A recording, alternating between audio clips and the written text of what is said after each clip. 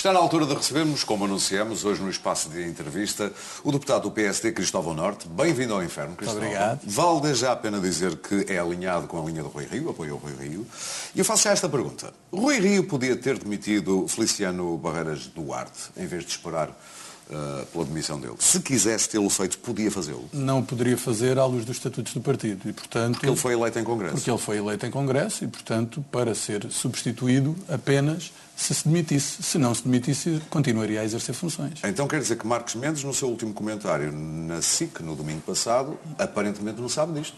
Porque perguntou porque é que Rui Rio demorou tanto tempo a resolver isto. Pois, eu admito que Marcos Mendes estivesse a falar de outras circunstâncias, não dessa seguramente. Não, talvez dissesse disso. Que o processo tinha demorado muito tempo, mas seguramente não se estava a referir à circunstância do Presidente do Partido proceder à admissão, porque isso não cabe no número de competências do Presidente do Partido e, portanto, Rui Rio não poderia ter feito outra coisa que não aguardar a demissão de Feliciano Barreiras Duarte.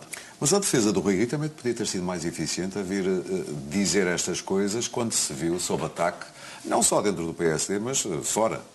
Talvez, eu diria porque muita gente, inclusivamente jornalistas, uma semana depois o caso ainda não está resolvido, dando a entender que a culpa era do Rui Rio.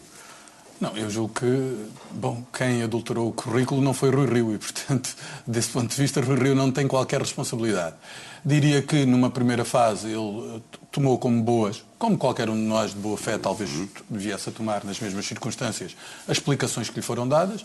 Quando se verificou que essas explicações não eram plausíveis e que o caso era mais grave do que aquilo que se punha a ser, então eu acho que o processo se desencadeou de forma mais lesta, demorou uma semana. Já vamos até aos danos que isso pode ter ou não provocado ao próprio consulado Rui Rio, chamamos-lhe assim. Mas há quem diga por aí, ouve-se dizer, que há gente no PSD, muito descontente com o novo rumo, que vai mais depressa superar estas coisas aos jornais do que superar aos ouvidos do Rui Rio. Como quem diz, descobrimos que Feliciano Barreiras Duarte tem aqui o problema no currículo, vamos avisar o nosso Presidente. Não, vamos telefonar aos jornais. Isto é verdade? Acredita nisto? São só poucas foleiras? Eu não sei se é verdade, se não. A única coisa que lhe posso dizer é que eu nunca fiz isso. Se eu tivesse conhecimento de uma coisa dessa natureza, não era esse o procedimento. Mas já ouvi dizer que há uma espécie de campanha interna mas não ouvi dizer, mas não tenho razão para crer na veracidade dessa orquestração. E, portanto, eu tomo que todos estão de tão boa fé quanto eu estou neste processo. Esse é o discurso oficial, quer de Rui Rio, quer das pessoas que andam ali à volta. É o discurso oficial e eu não vejo razão neste momento para haver outro. José, que foi substituído, também já disse isso. É natural que diga isso, mas também não há razão. Eu não conheço nada em particular que desminta esta teoria. E, portanto, acho que para se fazer uma acusação dessa gravidade, acho que tínhamos que ter algo mais sólido. De qualquer modo, primeiro o caso de Helena Fraga, que vai para vice-presidente até para tratar das coisas de justiça, mas agora, devido àquela investigação que está a ser feita aos tempos em que foi bastonária da Ordem dos Advogados, parece que foi retirada um bocado dessa área da ação. Depois aconteceu isto com o caso do currículo de Feliciano Barreiras Duarte e outras coisas. Até que ponto é que pelo menos estes dois casos podem afetar a imagem pública até de Rui Rio naquilo que deveria ser o Estado de Graça? Eu diria que até agora, não obstante se ter afirmado que este primeiro mês de consulado do Rui Rio não correu bem, e já houve um vice-presidente do partido que o afirmou, eu diria que tal ainda não se faz notar no reconhecimento que o Rui Rio tem. Está a falar das sondagens?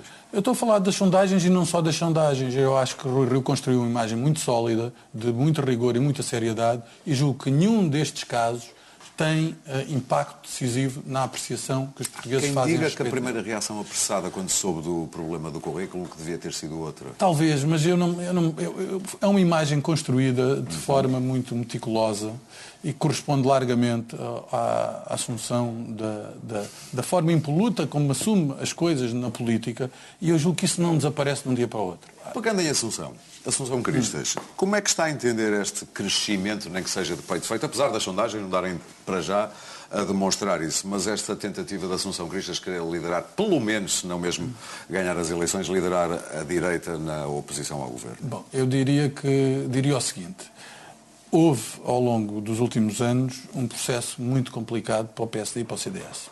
E esse processo teve a ver com uma circunstância. A circunstância é a seguinte: embora tenhamos ganho as eleições, em 2015 perdemos um debate ideológico. Porque, no fundo, o que o PS apresentou, o PCP e o Bloco de Esquerda, foi uma ideia que o memorando da Troika não era mais do que um propósito inconfessável por parte do governo anterior.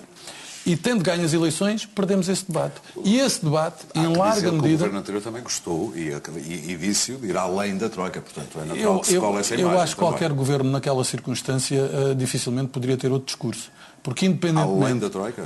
Eu vejo o discurso do governo grego a esse respeito e vejo que as medidas tomadas na Grécia foram muito mais severas do que aquelas que foram tomadas em Portugal. A situação também era portanto, diferente. Eu julgo que, para se assegurar um cumprimento de um memorando com aquela dificuldade, se tem que ter um discurso de ultrapassar, de conseguir, de realizar, porque senão também não se consegue transmitir confiança.